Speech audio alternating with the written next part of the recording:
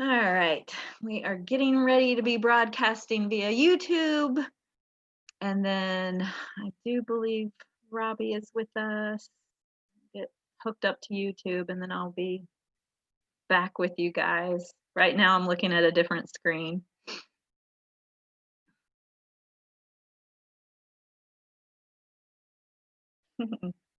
There we are. Excellent. Okay. All right. Anyone have any, questions or comments before Robbie starts up? Oh, who have you got there, Carrie?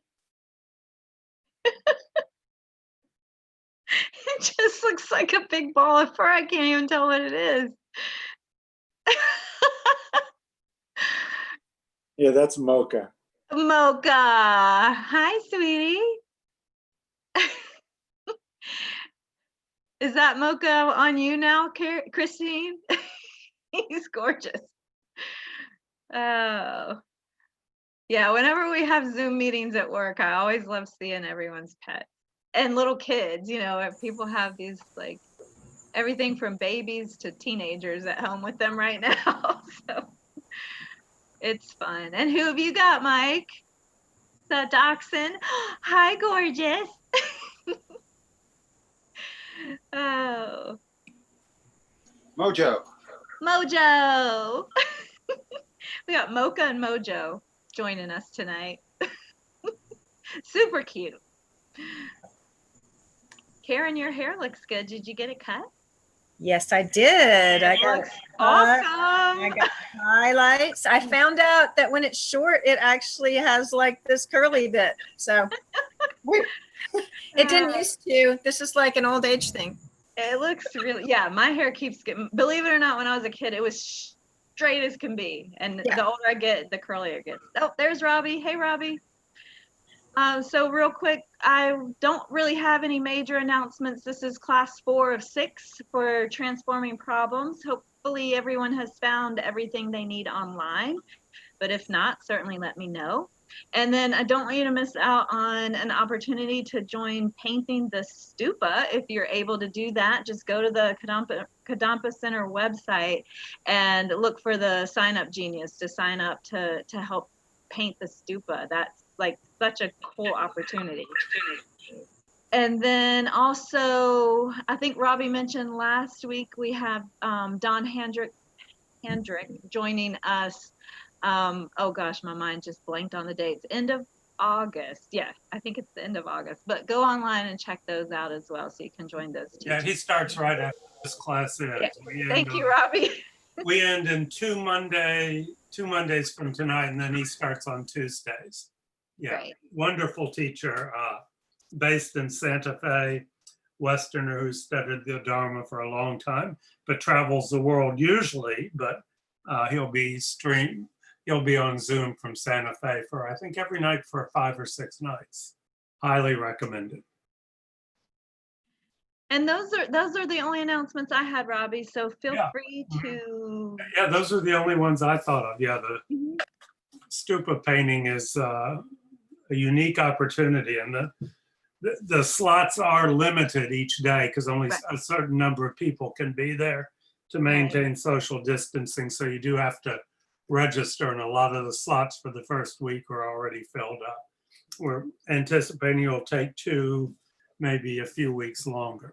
Right. So one more thing, Robbie, real quick. I do see a message from Crystal. She's joining us new to this class. So that's perfectly fine, Crystal. You are welcome to join us. No problem. Okay, great. So good evening, everyone. Welcome back. As Linda said, this is the 4th of 6 classes in the Buddhism module, the Discovering Buddhism module, Transforming Problems. We're meeting from 7 to 8 on Monday nights. And after tonight, we'll have 2 more sessions. We're using as our text the 8 verses of thought transformation, which is a text written by Longri Tampo. It's quite short, quite pithy. and it's in the readings for this class that you can access through the website. And if you are not sure how to do that, you may probably a good idea to send Linda a message, but she can explain it to you individually. So we're just going through these 8 verses. We'll do verses 5 and 6 tonight, verses 7 and 8 next Monday night. And then the last Monday night, we'll do an overview and a little bit more meditation than we've gotten to do in some of these sessions. So let's begin with our prayers. If you can bring those up, Linda.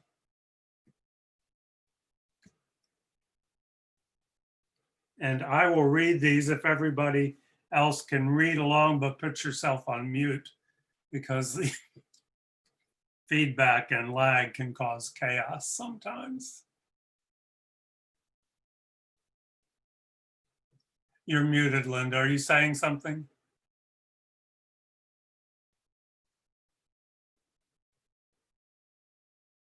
Linda, you're muted. Are you trying to talk to us? You're talking to yourself. Oh, I'm sorry. I was saying that every time I get it pulled up and it comes up just fine, and then everyone's here, and then I can't. Okay. I have them now. Sorry about that. Okay, thank you. Here they are. Okay. Okay. Yeah, so these are our regular prayers. We'll begin with the taking refuge and generating bodhicitta 3 times in English, 4 immeasurables 3 times in English, and then the short mandala offering in English.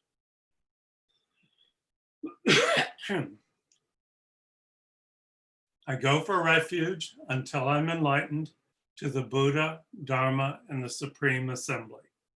By the merits I create through listening to the Dharma, may I become a Buddha to benefit all sentient beings.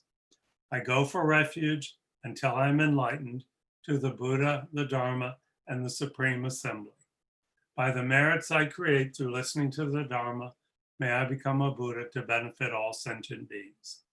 I go for refuge until I am enlightened to the Buddha, the Dharma, and the Supreme Assembly. By the merits I create through listening to the Dharma, may I become a Buddha to benefit all sentient beings. May all sentient beings have happiness and the causes of happiness. May all sentient beings be free from suffering and the causes of suffering. May all sentient beings be inseparable from the happiness that is free from suffering. May all sentient beings abide in equanimity, free from attachment for friends or hatred for enemies. May all sentient beings have happiness and the causes of happiness. May all sentient beings be free from suffering and the causes of suffering. May all sentient beings be inseparable from the happiness that is free from suffering. May all sentient beings abide in equanimity, free from attachment for friends or hatred for enemies.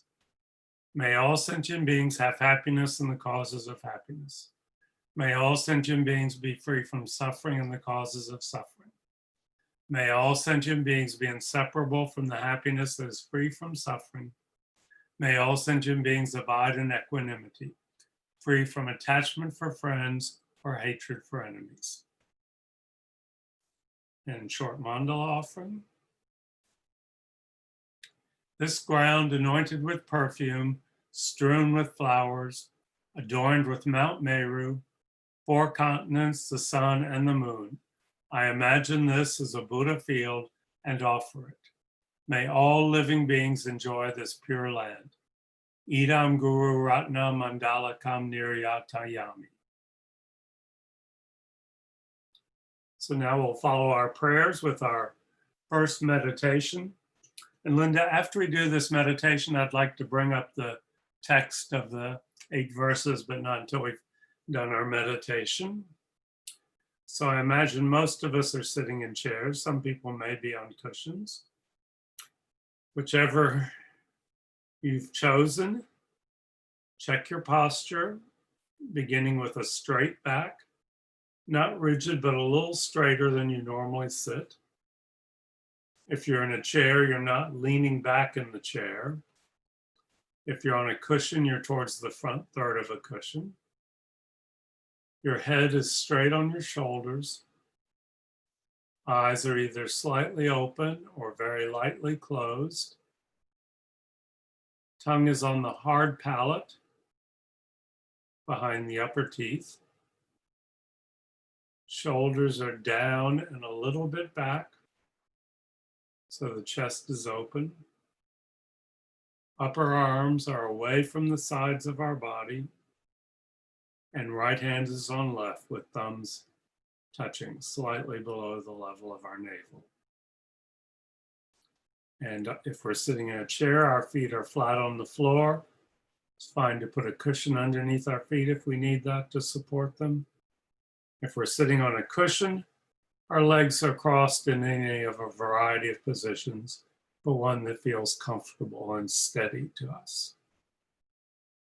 So take a moment now, scan your posture, identify any sources of discomfort or tension, and address those now so that they don't become a distraction during the meditation. The point of the posture is that it's self-maintaining, so that once established, you no longer have to worry about it during the meditation.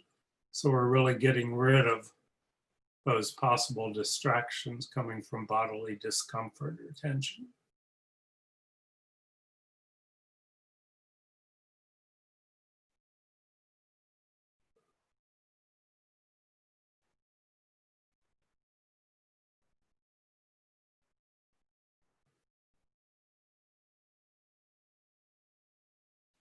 And having established our posture,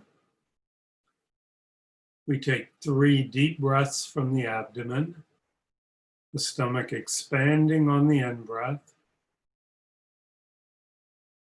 and contracting towards our spine on the out-breath.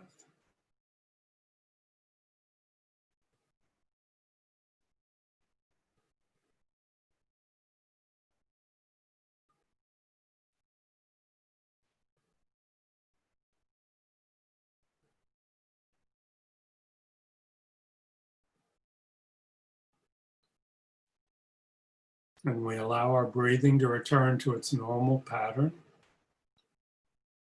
And as we did with the prayers, we begin by setting our motivation,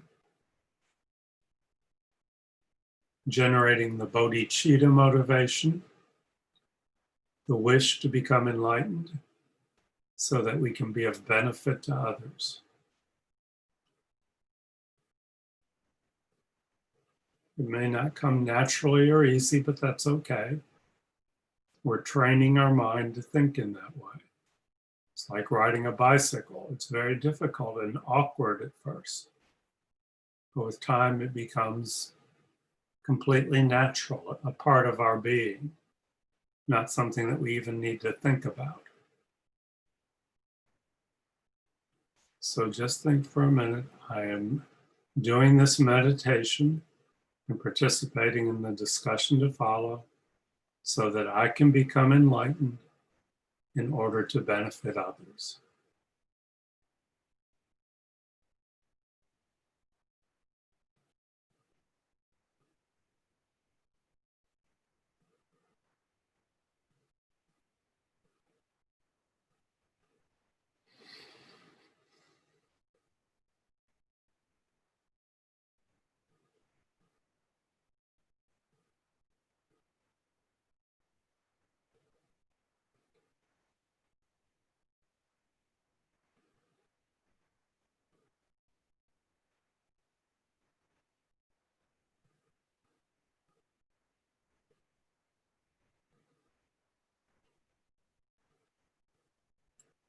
And having set our motivation, we now begin the actual meditation.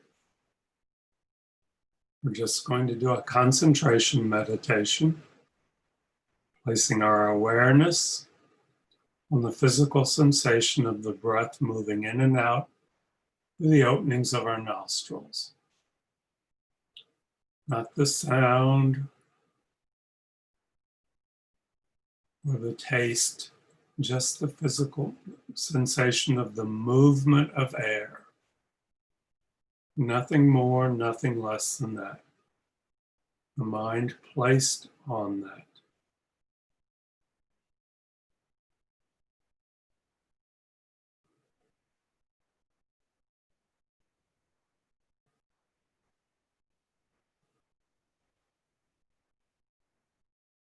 And every time when we noticed our mind has wandered off to another object, and this is what we mean by mindfulness, we become aware that we've wandered off and we bring it back to the movement of the breath over and over and over again, as often as needed.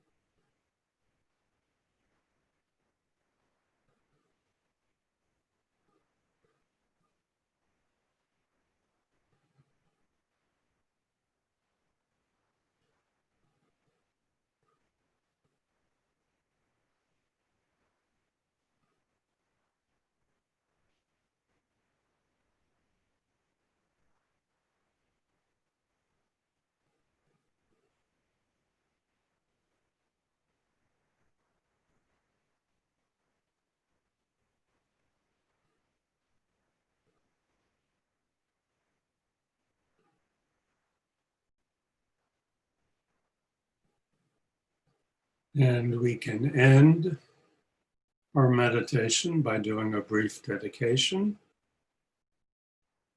We can rejoice that we've done something positive, even if it's just sitting quietly with our mind for a few minutes. And we understand that this has made a positive impression on our mind stream.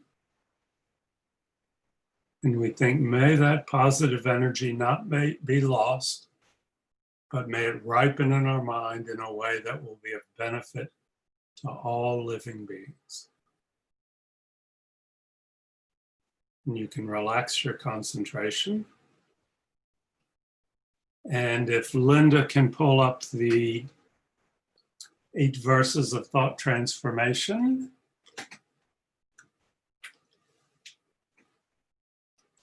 Thank you. And this is 8 verses of thought transformation by His Holiness the Dalai Lama. Really, this is his translation. It was actually written by Longri Tongpa, who was a great master in the 11th century AD. And these were not his original thoughts. He was synthesizing this from the teachings of his masters, Shantideva and Atisha, and ultimately it went back to the Buddha, but it's kind of a Cliff's Note version of this whole area of teaching called Lojong, L-O-J-O-N-G, which is a whole group of teachings by the Buddha and the Buddhist masters.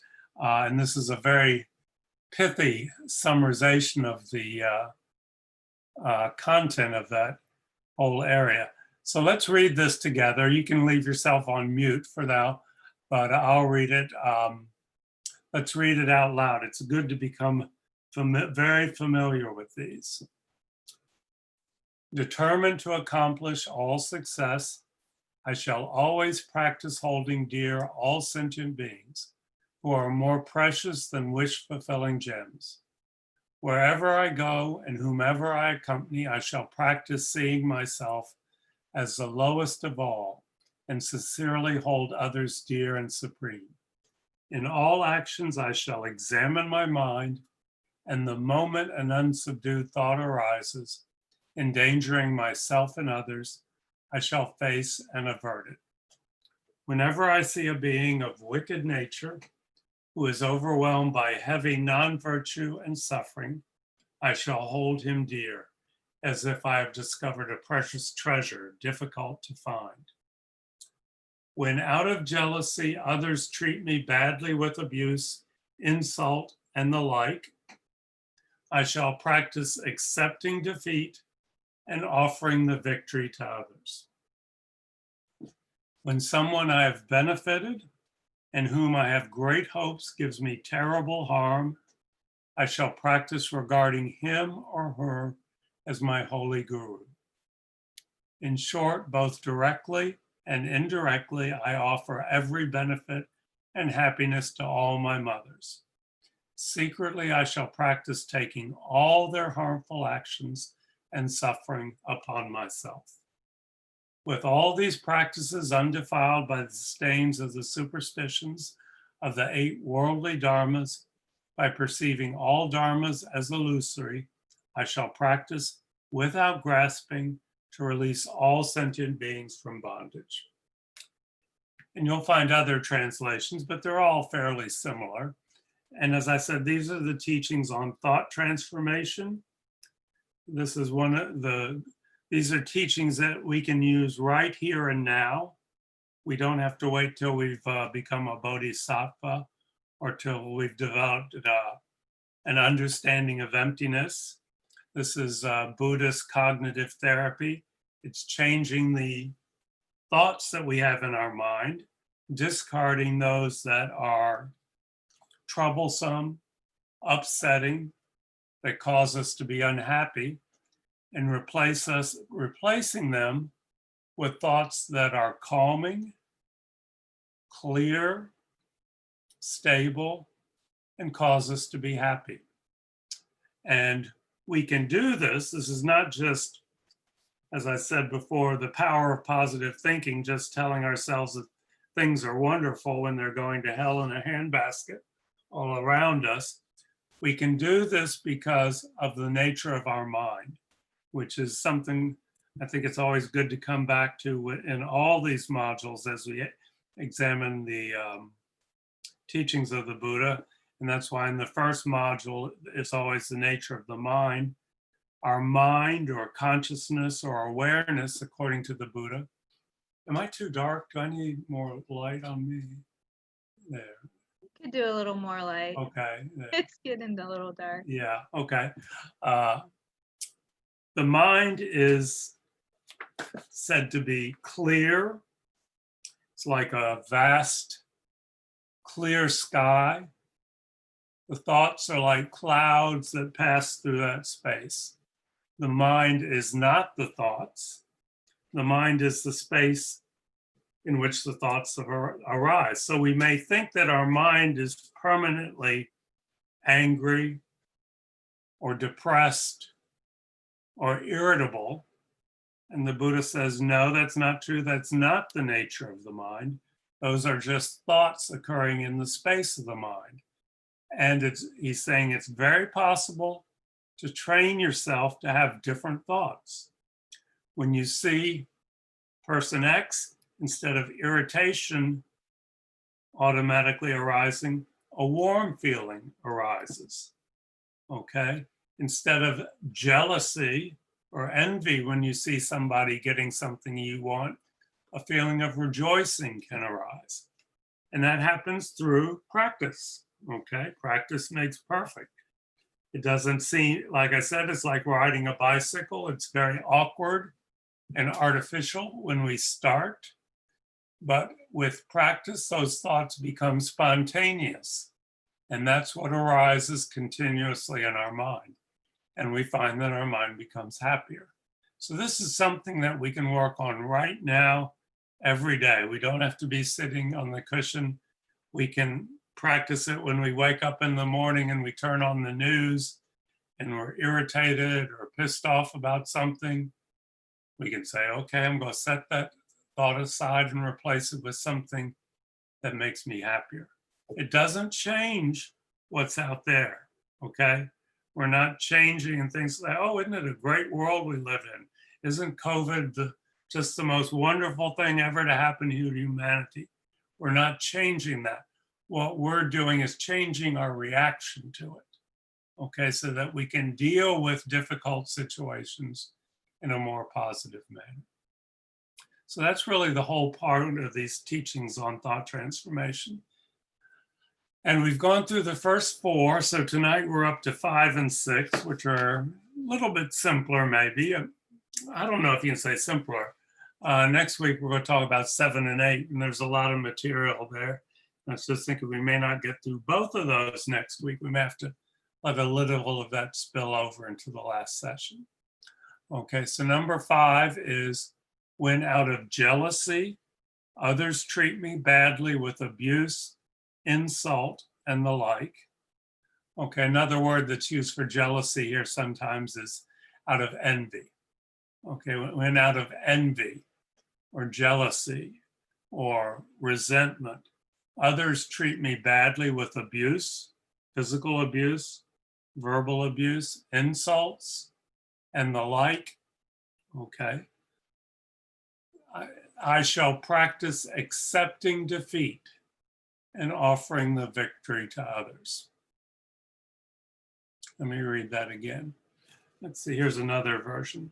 When others out of envy treat me unfairly with scolding, insults, and more.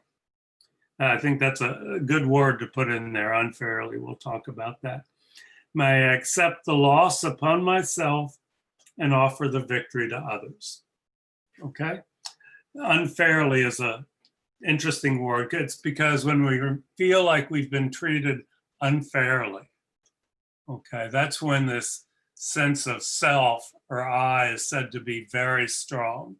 It's said that when we're falsely accused of doing something that we know we didn't do, there's a sense of I that arises, and that's a very good time to identify that, according to the Buddha, false sense of self, that kind of projected solid sense of self that really doesn't exist if we look closely.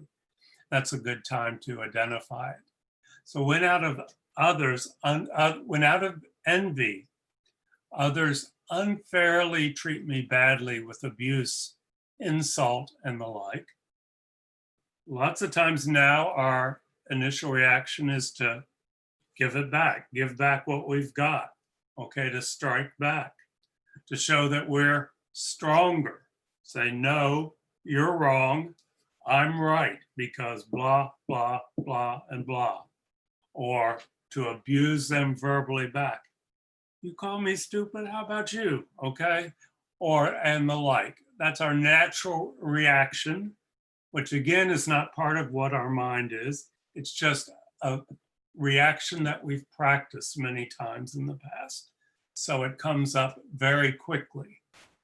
Okay, so the Buddha's beginning saying, whoa, step back. When somebody attacks you unfairly, okay, not just fairly, but unfairly, don't go into your automatic response mode, which is to treat them with same, but practicing accepting defeat, accept the loss upon myself, and offering the victory to others. Now, I think what the Buddha is talking about here is the mental attitudes that we have. It doesn't mean when somebody says, you are the stupidest person I've ever encountered on my life, that we actually say, oh, you're right, I agree with you. It means that maybe we're just going to not react back and say, no, I'm not, you're wrong, but have a little bit of a different reaction, say. We can say, that's just a thought, okay?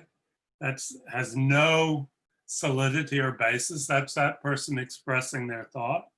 We can just accept what the situation is, okay? We can just hear that and not react automatically. We can just accept that that is what's happened. We don't try to reject it. We don't try to push it away, okay? We don't try to deny that it happened. We accept that. We accept that, okay, something that wasn't what I expected happened here. Somebody's attacking me unfairly. Okay, I can accept that and offer the victory to others. Now, what does that mean? I don't think that means that in every situation we give way to what the other person wants to do or that we automatically agree with them, okay? But I think it means we offer to them, again, this is my interpretation. I think everybody needs to work with this on their own and try and figure out what the Buddha meant here. We can offer the victory means accepting that that is who that person is. They are acting under the influence of their karma. If it seems unskillful, that's their karma. I'm having this person attack me because of my karma. We're both sentient, i.e. limited beings. We both want to be happy. Okay, this person who is unfairly attacking me is just as much as I myself, someone who wants to be happy, however unskillful they may be, however unskillful I may be at reaching that goal. But we offer to them the wish, may you be happy. May you be free of suffering. And I think that's really that's the way I approach this. Offering the victory is offering to them in return the wish, may you be happy. May you be free of suffering. May you realize as quickly as possible your potential for enlightenment. So instead of offering back anger, abuse, in the same way, we offer back to them something much greater. And this doesn't mean we have to go through life telling people that. That might get us locked up fairly quickly. But that's the mental attitude. We're talking about thought transformation, okay? We may not have the wisdom to put those thoughts into skillful action, but we're working on transforming our mind, the way we think, so that when someone attacks us, we offer back to them the wish that they be happy, that they be free of suffering. And that's what I think of as offering the victory. It's not saying, oh, you're right, you win, that's another victory for you. I don't think it means that at all. It means we're offering back to them something really wonderful. Do we have any comments or questions here? We'll go to a brief meditation. Maybe you can type them into the chat after the meditation. So let's just sit quietly for a moment.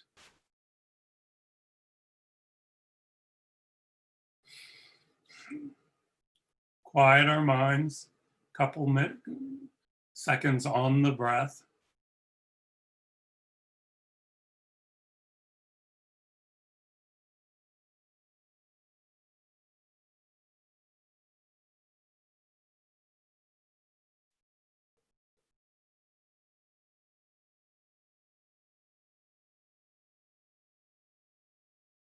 And now let's bring to mind someone in our life who frequently attacks us or criticizes us or tries to one-up us.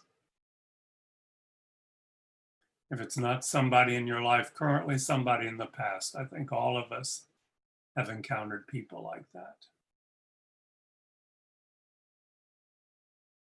And if possible, bring to mind a specific situation that you can remember where this person attacked you or criticized you unfairly.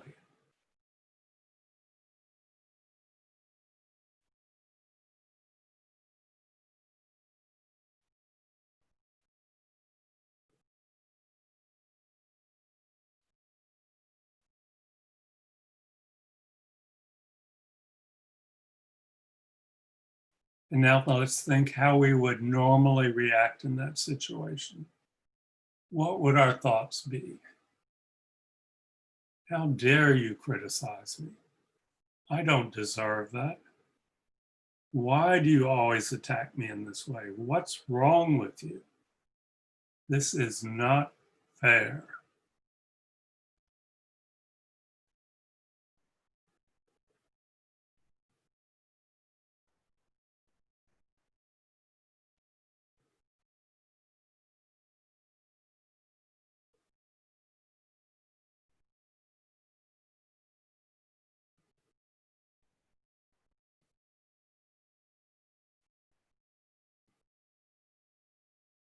And now let's take a step back, set those thoughts aside, and let's respond to them differently. They've attacked us.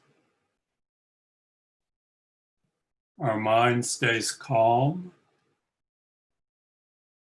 focused, and we think, this person is acting out of their karmic imprints.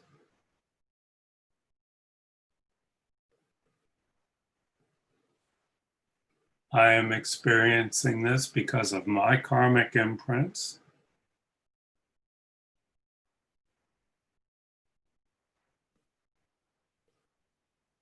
This person who is attacking me wants to avoid suffering and wants to be happy. I want to avoid suffering and I want to be happy.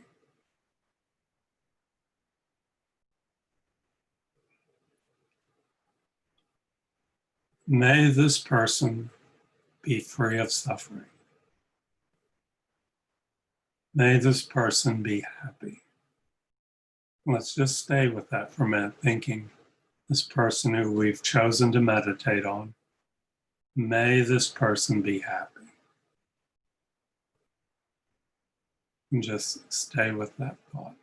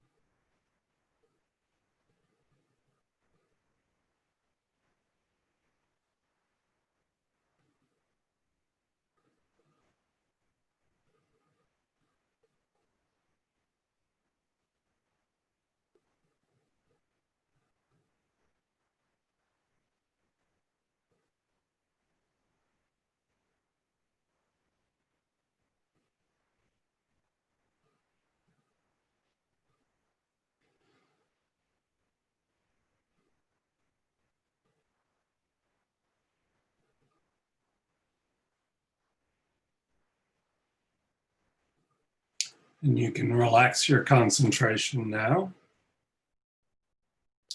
But that's how we actually begin to transform our thoughts. We meditate on it, and then we practice it in our daily life. And it actually does work. We actually can begin to change our responses, drop our automatic habitual responses and replace them with something that's more effective. Okay, we've got a comment from Crystal. Let's see. Well, we got a couple comments. Okay. Crystal's new, but she's joining in the discussion. Glad.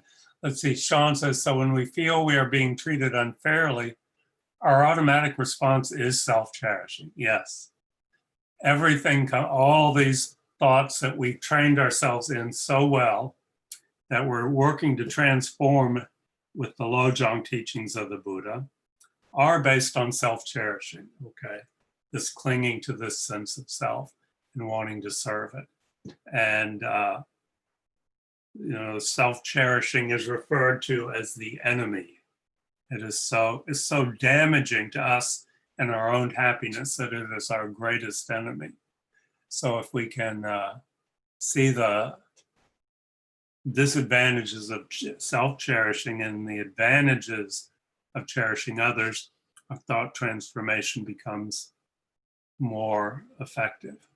And then Crystal says, yes, I agree on your interpretation of the text. Basically, we aren't relinquishing our love and care for our feelings, but we are turning their hate back to them with a sense of love instead of the anger that may come up from the criticism they're dishing out. Yeah. Okay. Karen says, I had a lot of resistance and even anger when meditating on these ideas. Then this week during meditation, I started thinking that the other people are just me in another lifetime. Then it's much easier to have compassion. Okay, that's a very interesting thought. Thank you. And Lana says, practicing Zen this week has given me a watcher on my right shoulder. Yeah, that's a good image also. And a listener on my left, trying not to respond, think habitual response. So I've been a lot quieter. Yeah, that's interesting, Lana, because all these meditations, it's the mind watching the mind. So we do have a watcher either in our mind or on our shoulder and a listener. So that's good. And then Joy says, I had an experience of being attacked by email. Ooh, email. That's a hotbed for a lot of thought transformation could come up there by a previous school friend. And I really had to fight the urge to write back with hateful comments. I didn't respond, and now that I'm glad I didn't. Yeah, that's the very basic level of Buddhist training, okay? And this is what Venerable Robina says. She sums it up inimitably as zip your lips and keep your hands to yourself, okay? We can't be bodhisattvas, we can't be great Buddhas right off, but at least we can stop saying hateful things and we can stop doing harmful things while we're working on transforming our mind, okay? But the very basic level of training, because we know it creates negative karma that will cause us to suffer. Watch what we say, watch what we do. And with the thought transformation teachings, we're watching what we think and replacing it. And with more positive thoughts, and if we change the way we think, our actions and our speech will automatically follow. Okay. I mean, we can fake saying nice things, but if we're still having angry thoughts, we haven't accomplished anything. So silence is not necessarily golden, but is a good first step sometimes when we're in difficult situations. Yeah, thank you for all those comments. So now we will go on to verse number 6, which is somewhat similar. It's in the same area. Thank you, Linda. Okay, let's see. When someone I have benefited and in whom I have great hopes gives me terrible harm, I shall practice regarding him or her as my holy guru. Okay, so this is, I did this for you, and I did that for you, and I've always acted this way around you, and you turn around and stab me in the back? How dare you do that? Okay? Someone, we think we've done everything possible, kind and generous, and what happens? Our expectations of what should be doesn't happen, okay? We thought if we did this, it would automatically cause this other person to act like this. We're very attached to people acting in certain ways. And if you think about it, it's actually pretty manipulative. You think, oh, if we do the A, B, and C for a person, they're going to think I am wonderful, and they're going to love me for the rest of my life, and they're going to just think I am the greatest person.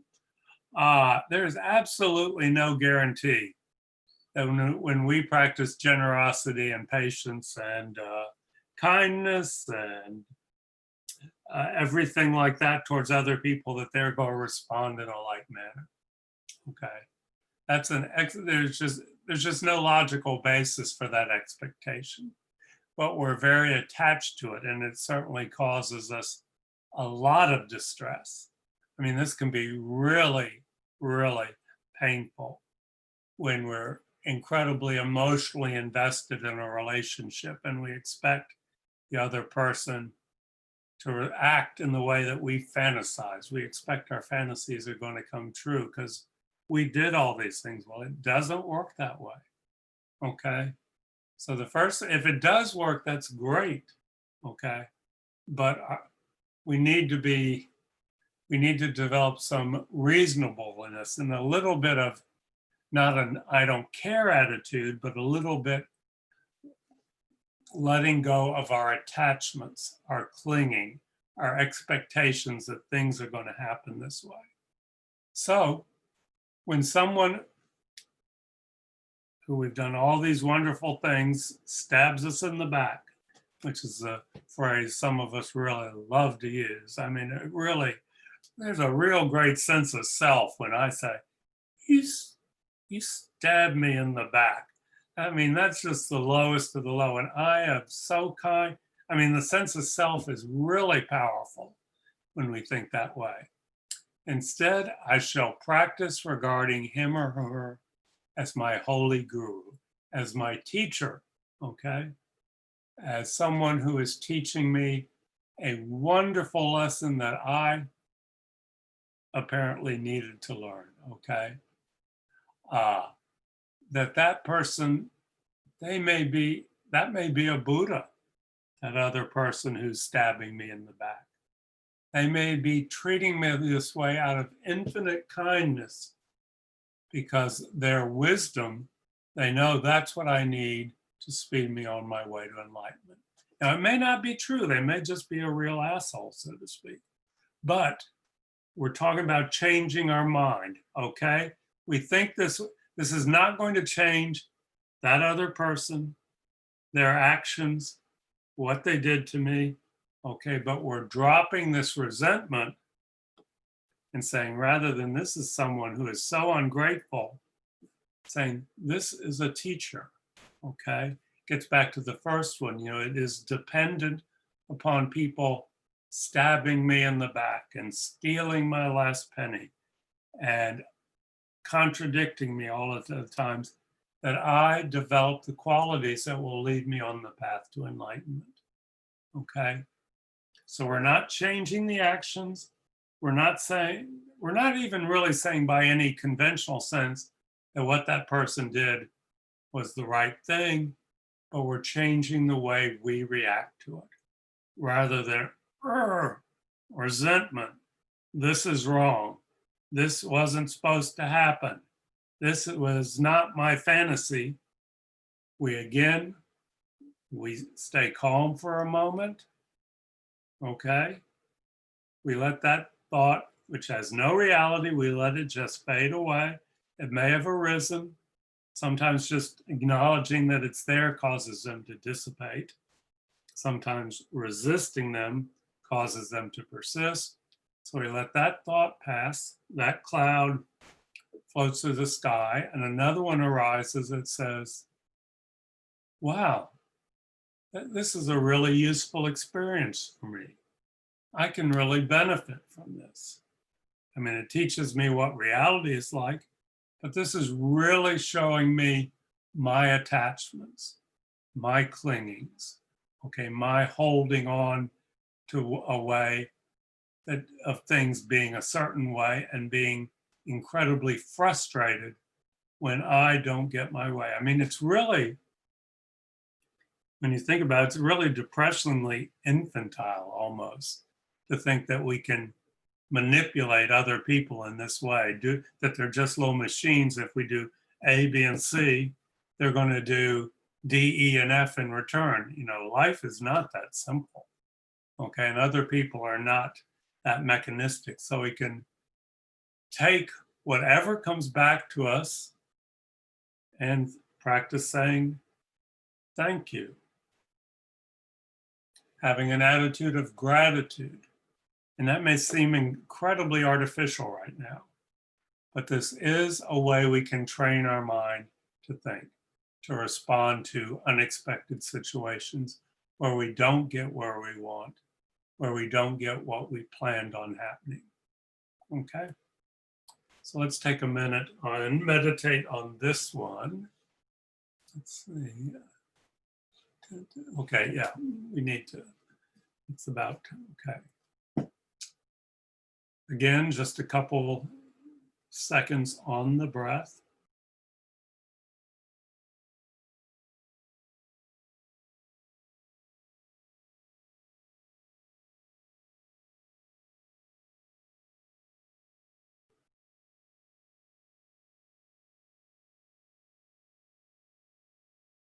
Bring to mind a specific person, either someone in your life currently or someone in the past,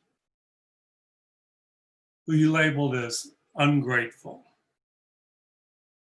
someone who did not act the way you expected them to, someone who stabbed you in the back, someone you thought was a friend or a loved one and who did you wrong.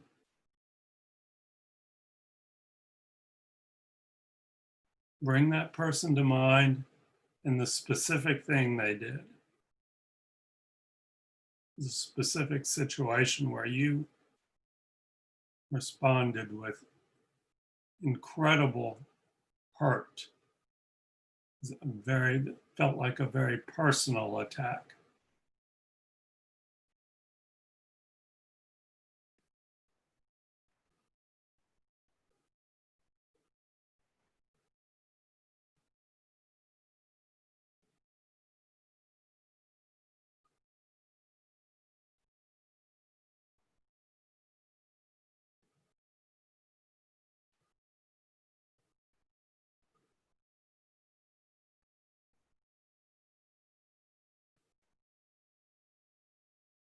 And now set that thought aside. See this person in front of you. Really visualize them standing in front of you. And say to them very simply, thank you.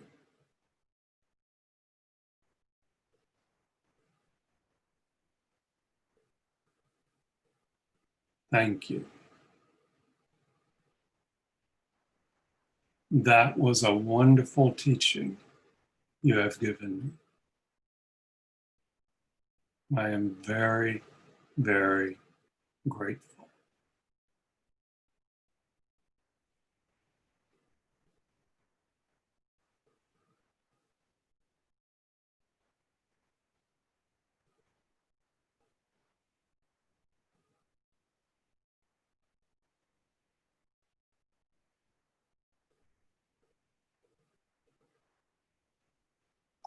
And you can relax your concentration now.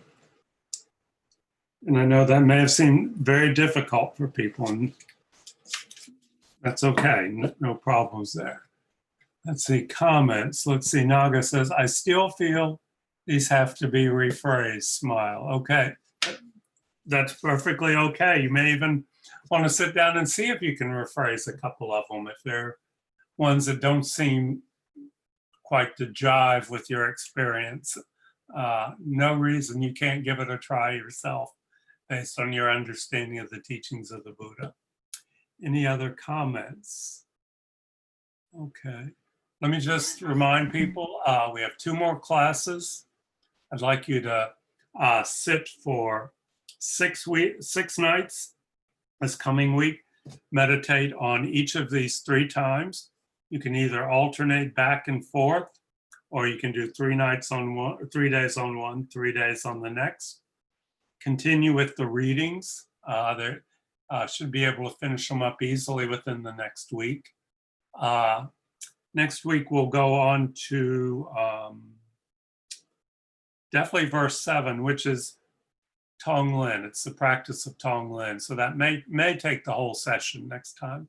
I don't know if we'll get to all of 8. There's a lot of 8, but if you're familiar with Tonglen, that's what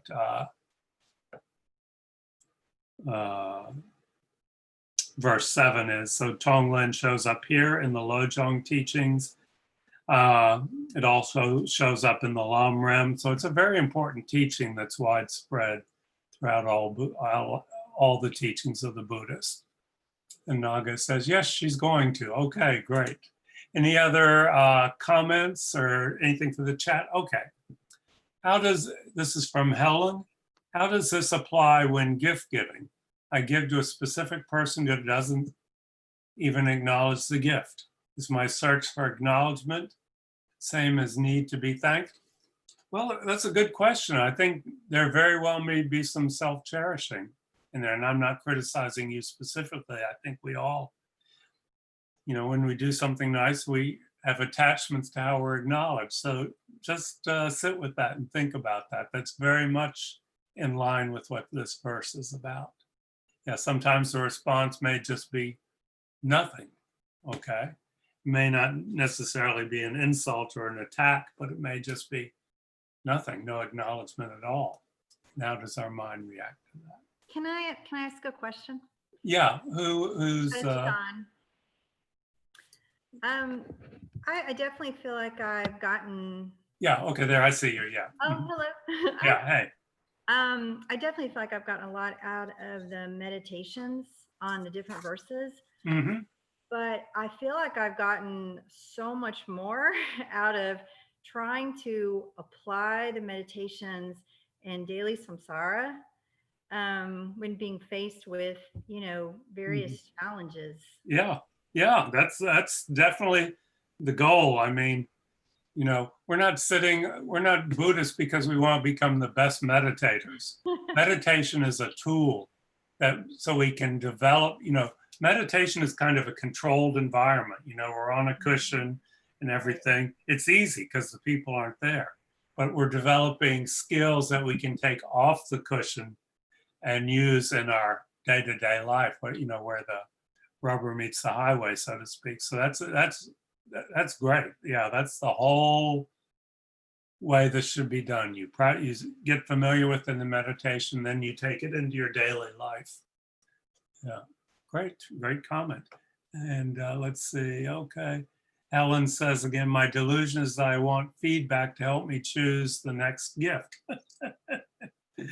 Did they even like it? Yeah, I feel, yeah. And then Linda says, practice of generosity, gift giving. Yeah, whether you get any feedback or not, if you practice it with generosity, you've benefited incredibly. Yeah. Okay, so I think we'll wind things up there. Thank you, everyone. Let's just do a very brief dedication. Acknowledge that we've become, we've done something kind of neat. We've become more familiar with the 8 verses. A really practical, pithy teaching that we can go back to over and over again. And we've discussed it and we've meditated. And may all this make impressions on our mind stream that we can take with us into our day-to-day life so that we can be of benefit to all sentient beings. So thank you, everyone. Looks like we're getting ready to have our daily 15-minute deluge here. Yeah, it's really clouding up. Everybody stay healthy. Have a good week. And next week we'll be back to talk about verse 7, which is Tonglen, if you're familiar with that. Thank you. Thanks so much, Robbie. Thank you. Okay, good night. Thank you, everyone. Rob, thanks a lot. Thank you. Be safe. Bye, everyone. Good seeing you. Yeah, good seeing everybody. Thank you, Linda. Hi, everybody. Thank you. Healthy, yes. Bye, Mojo. Bye, Mocha. Yes, all sentient beings. Have a good night. Good night. Yeah.